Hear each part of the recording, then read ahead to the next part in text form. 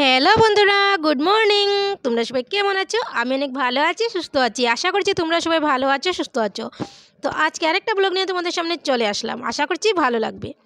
তো স্কিপ না করে পুরো ভিডিওটা দেখো। নতুন হয়ে থাকলে অবশ্যই সাথে থেকো, পাশে থেকো। তো অনেক দিন থেকে ভিডিও দিচ্ছি না, তো তাই ভাবলাম না আজকে একটা ছোটো ব্লগ তোমাদের সামনে শেয়ার করি। তো অনেক ঠান্ডা পড়েছে, বুঝতে পারছো। আর ঠান্ডার মধ্যে ব্লগ করতে কিন্তু একদমই ভালো লাগছে না। কয়েকদিন থেকে কিন্তু অনেকটা ঠান্ডা পড়েছে। তো পৌষ মাসে অতটা ঠান্ডা লাগছিল না, কিন্তু যেই মাঘ মাস ঢুকেছে ঠান্ডাটা যেমন আরও বেশি ঝাঁকিয়ে পড়েছে। আর বলো তো কি, শীতের দিনের বড় সমস্যা হচ্ছে বিছনা গোছানো।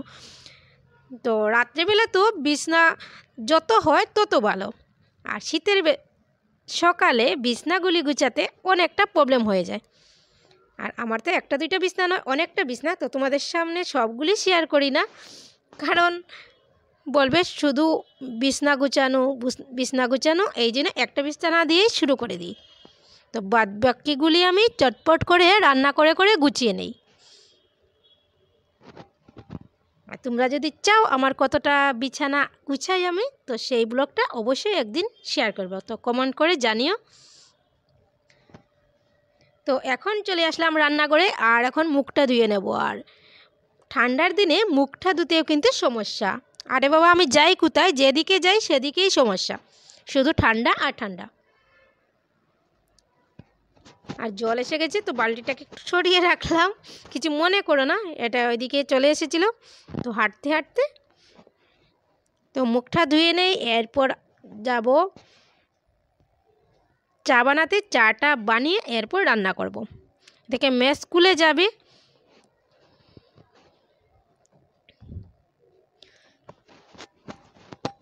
বাবারে বাবা, কি ঠান্ডা, মুখটা ধুতে পারছি না, এতটা ঠান্ডা।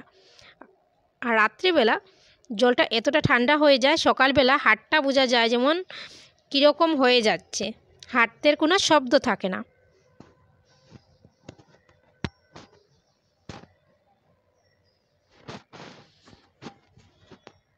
তো আমার মুখ ধোয়া কমপ্লিট। তো দেখো বন্ধুরা, ঠান্ডার দিনে মুখটা একদম কীরকম হয়ে গেছে।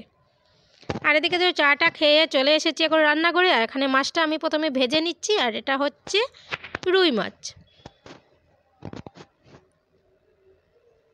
তো রান্না করে বাসি কাপড় ছেড়ে তো এরপর রান্না করে এসেছি, কারণ বাসি কাপড়ে তো রান্না করতে নেই।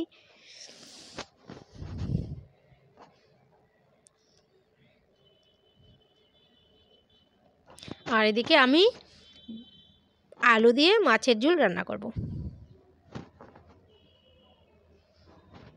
এখন নতুন আলু দিয়ে মাছের ঝোল খেতে কিন্তু ভীষণ ভালো লাগে। আর আমি নতুন আলু খুবই ভালোবাসি, যখন পুরানা হয়ে যায় তখন আমি কিন্তু আলুটা খাই না। আর এখন যেহেতু নতুন আলু, তো আমি আলুটাকে খুব ভালোবাসি। আর এখানে কালো জিরে আমি ঢেলে নিচ্ছি। তো কালো জিরে ফোড়ন দিয়ে আজকে মাছের ঝোলটা রান্না করব। কালো জিরে ফোড়ন দিয়ে আলু টমেটো দিয়ে খুব সুন্দর করে মাছটা রান্না করব। চলো দেখতে থাকো।